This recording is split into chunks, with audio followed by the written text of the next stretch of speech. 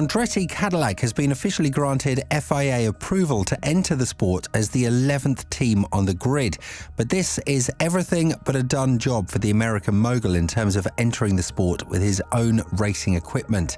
The situation is very complicated as it stands, and what is definitely bad news for Andretti is that the upcoming hurdle that he needs to pass, the approval of Formula One management, or the FOM, is one that he will have a lot of issues with, as F1 and the FIA had vastly different stances on whether or not Andretti deserves the 11th spot on the grid. But with such an increased interest in the sport in the USA, is Andretti actually going to bring a lot of good or bad energy to F1?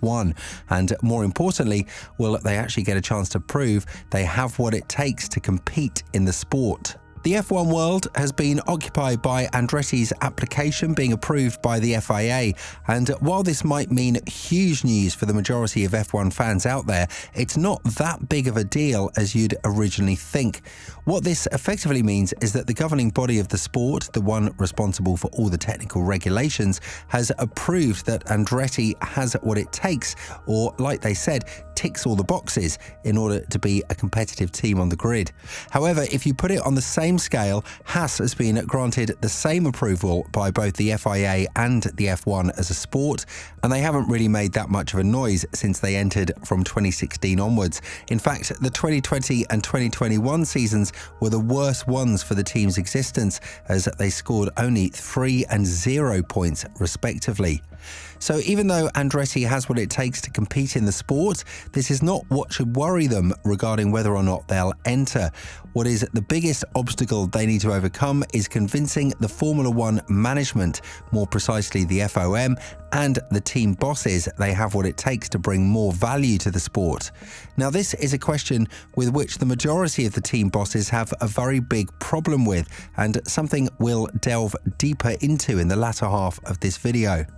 Don't get me wrong, I'm very happy that an 11th team is pushing towards entering the sport, and that this is an American-based team where the popularity of F1 has been skyrocketing in the past couple of years. But I do simply feel that Andretti has passed an obstacle that was obvious from Ben Mohammed Salim's statements that it's not going to be a very hard one to pass. After all, the FIA has been pushing for a 12-team grid from 2026 onwards, poking the bear in F1 and its team bosses, and it was heavily expected that they would grant Andretti the technical approval. Now that this has been cleared out of his list, the more difficult part of Andretti's mission comes along: convince the team bosses and the F1 as a sport that he will indeed bring value and not be a team that would put two backmarkers on the track and just hope that they'd be competitive out of nowhere. Andretti has been causing noise in the F1 world for quite some time now, and it seems like one of the biggest issues that F1 team bosses had were regarding his way of entrance. Toto Wolff has had a clear stance on this matter and has been vastly backed up by the majority of the F1 team bosses. The only way to enter the sport is through buying a team out, and they should keep the sport as exclusive as possible because that's what makes it so special. The bad news for Andretti is that the president of F1, Stefano Domenicali, shares the same view with Wolff, Vasseur, and the rest of the grid's team bosses. But what they don't realise is that Andretti has tried to buy out every struggling team out there, and it just didn't seem to work at all. When this doesn't happen, naturally you'd just expect the bidding candidate to give up and maybe focus on some other motorsport category, right? But that was not the case with Andretti, as he continued with his dream to own his own F1 team at a certain point in his future. And now it really doesn't make any sense to mock the guy for actually following up on his words and putting his money where his mouth is. The F1 team boss's official stance is that Andretti cannot prove he will bring massive value to the sport, mostly because he doesn't have the necessary knowledge to compete in F1, and more importantly, with how competitive the sport has been in the past couple of decades, it's nearly impossible for an outsider to come and compete for wins. But the fact that Andretti signed a deal with Cadillac a couple of months ago and started to build his own facility in Indianapolis worth around $350 million to cover all of his racing operations does say otherwise, which might be the main reason why the FIA granted him the approval of a competitive team in the making. So what's the other issue that the F1 team bosses are really worried about? At the end of every year, F1 teams are awarded certain amounts of money for the way they are performing, and the midfield as well as the backmarkers are desperate to use this money in order to develop further and not die from a financial starvation. Obviously, they're not as attractive as Red Bull, Mercedes or Ferrari due to their reduced screen time, which is basically the whole point of being a sponsor in F1. So the only way they can hope to get some traction is by the prize money they receive at the end of every year. The thing is, if Andretti enters the sport, the teams would have to give up a certain amount of that money because the cake would be split to 11 parts, not 10. Gradually starting with the first team receiving the most and the last one the least amount of money. While Andretti said that this wouldn't be an issue because he'd have to pay $200 million in the dilution fund caused to neutralize the financial damage of his F1 entrance, team bosses like Guenther Steiner and Toto Wolff feel like the only reasonable amount of money that Andretti should pay to enter the sport is around $600 million due to the increased costs of the sport in the past couple of years.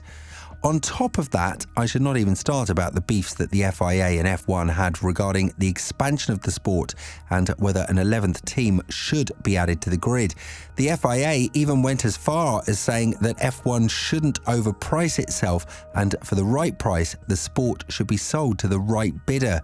I don't think F1 will forget these comments when they'll be making the decision of whether or not Andretti will enter the sport, and there will definitely be some dirty tricks that they'll try to use, while Andretti will try to convince the 10 teams that they will not be hurting them financially while taking a massive chunk of the sport's revenue. Even if F1 does hold valid points, we can't turn a blind eye to what's currently happening with the sport's popularity in America, and whether we like it or not, the American fans as well as the American investors would like a bit more than just a company that brands Red Bull's engines and an American driver who's not even guaranteed to survive for more than 2 years in the sport.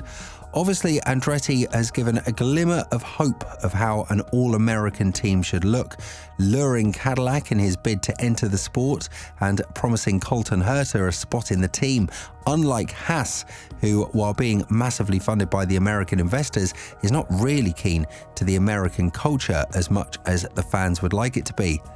F1 team bosses can't just enjoy the expansion of the sport in America, but not face the consequences that come with it. From one race, the North American continent has expanded to 3 in just 2 years' time, and even though Wolff, Vasseur and Horner all make valid points about the entrance of Andretti, nobody can know where the team is headed until they are officially racing. The FIA's approval means that the team has the technical backup they need in order to start the process of forming an F1 team, but convincing 10 team bosses for something that would genuinely ruin their financial earnings might be a bit of a harder mission to accomplish. Still, if Andretti are refused by the FOM, they can comply to a legal action, and one thing that the team bosses could do is drag this situation on for as long as possible, trying to provoke Michael from giving up on his dream and his ambitions. But considering to which point the entire situation came, I guess F1 wouldn't have another choice but to put Andretti in the sport and see whether he can prove that he's capable of winning championships anytime soon, which, if we look at the history of the sport, hasn't really happened all that much if we leave out 2009 and the Brawn GP's fairy tale story. What do you think about Andretti's bid to the sport? Do you think it will be a successful one? And more importantly, do you think they have what it takes to compete for race wins and championships? Let us know in the comments below.